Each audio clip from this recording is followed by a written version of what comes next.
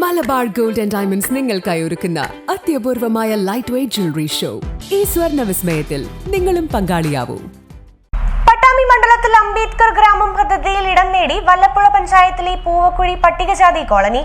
പഞ്ചായത്തിലെ 10ാം വാർഡിൽ ഉൾപ്പെടുന്ന കോളനിയിൽ 1 കോടി രൂപയുടെ പദ്ധതികളാണ് നടപ്പാക്കുക. കോളനിയുടെ മുഖച്ഛായ തന്നെ പദ്ധതിയിലൂടെ മാറും.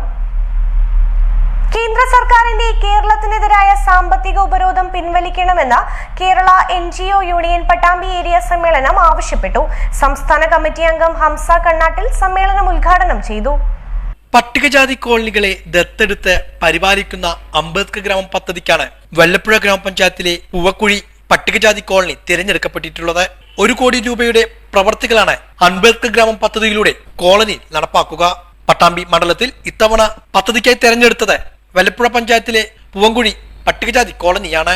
50ഓളം പട്ടികജാതി കുടുംബങ്ങളാണ് ഈ കോളനിയിൽ താമസിക്കുന്നത്.